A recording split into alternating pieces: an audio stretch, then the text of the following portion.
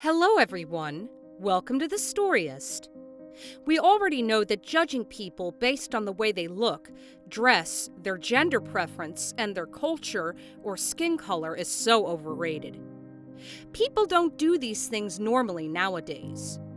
But still, there are people who seem to have been living in the oldest centuries, not being able to embrace the changes happening in their society.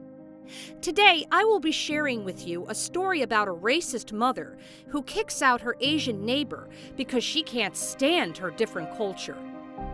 But little does she know, her Asian neighbor can kick back hard. Watch until the end of the video to find out what happened. Kim is a well-behaved student and is always at the top of her class. She is Asian. Her parents are both South Korean, and they moved to the United States when her father got a permanent job there. Kim is currently 20 years old, and she is still finishing her college studies. Even at an adult age, Kim does not move out from their family home, as it is part of their culture to stay with their parents as long as they are able to move out. Her parents do not want her to move out either, because they know they would miss her very much. Kim moved to the States when she was just 14 years old.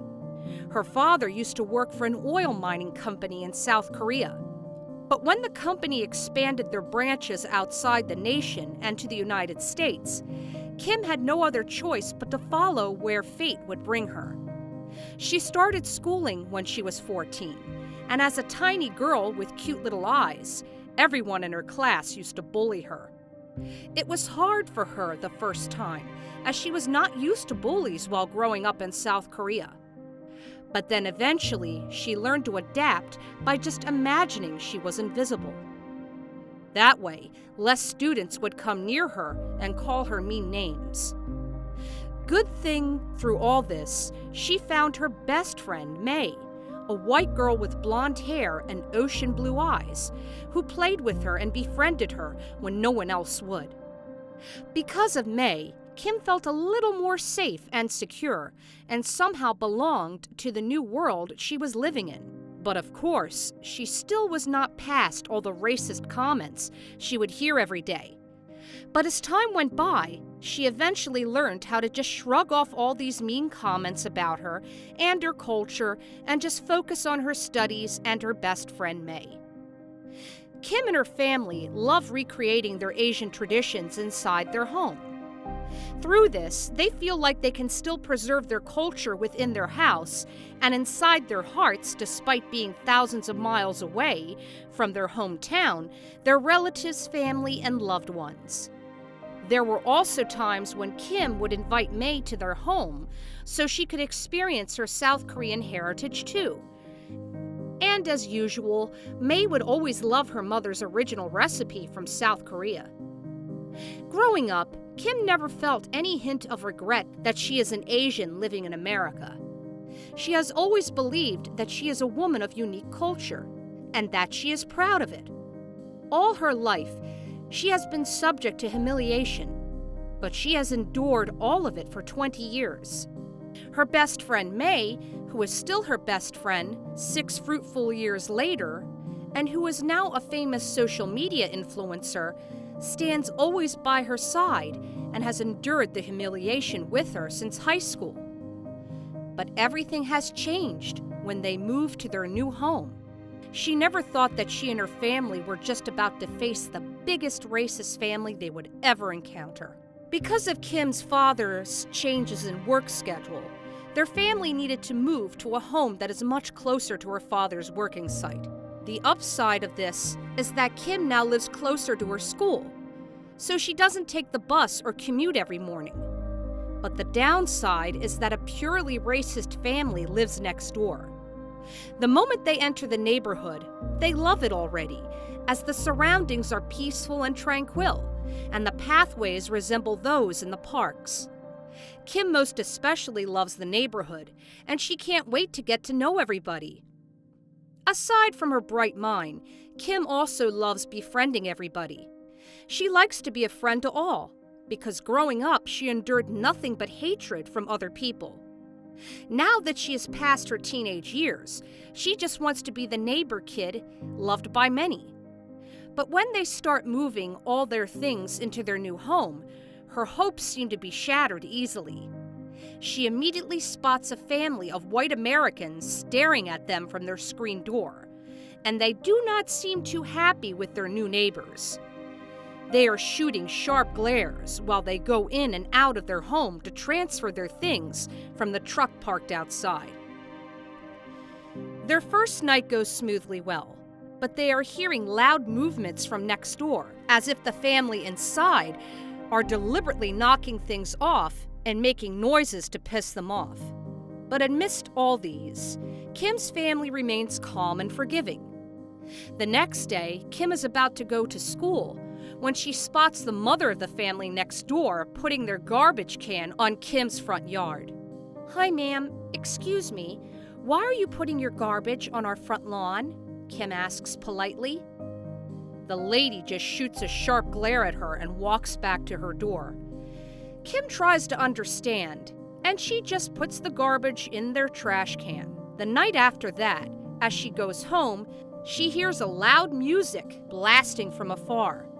She knows it must be near her house, but she is certain that it can't be her house as well because her family does not blast music that loud. When she walks closer, it turns out that the deafeningly loud music is coming from the house next door. They are partying inside, wearing costumes that resemble the American flag. Kim already knows what this is about. They are trying to shoo them away because they are Asians and do not share any similarities to them. Kim is pissed off, and she needs to study tons for her final exam that day. But she hates confrontation, and she does not want to escalate the issue. So she just walks a little further to her best friend's house, and she tells her everything. May is so upset about how Kim's neighbors are treating her, and she offers to help by exposing the family on social media. But Kim does not want any chaos, so she just tells her best friend to calm down. The following weekend, Kim invites May for a family get-together inside their home. It is Kim's mother's birthday that day, and they are planning to surprise her with food from South Korea.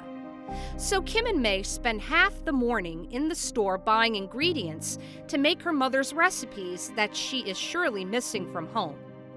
They cook their homeland's famous kimchi, a traditional side dish of salted and fermented vegetables, such as napa cabbage and Korean radish, made with a widely varying selection of seasonings. And soon as the two best friends open their homemade kimchi, it gives off a smell that travels next door. After a short while, the neighbors come knocking at Kim's house door. She opens it in a hurry. "How may I help you?" Kim asks politely. "Your dish smells disgusting. We are reporting this to the Homeowners Association," says the mother of the American family in a harsh tone. The mother starts calling on her phone, and Kim tries to stop her, but the woman continues saying harsh words to them and their family.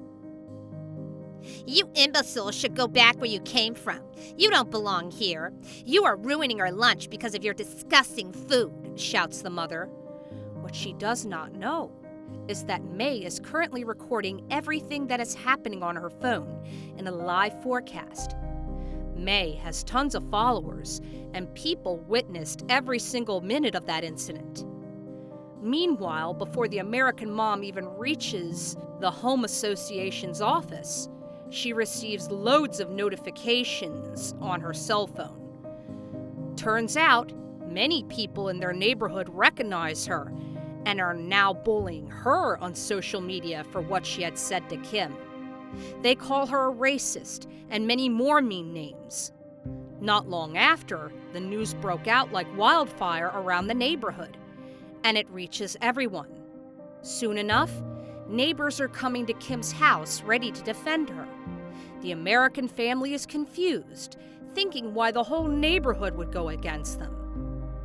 Then many of them start telling her to leave the neighborhood. Kim feels pity for the family, so she steps forward and says she forgives them. But the people don't want a racist living in their area, so they shout boos at her until she decides to leave on her own. The video circulated the internet quickly, and until now, she regrets what she did. That's all for today. We hope you enjoyed the video, and we'll see you in the next.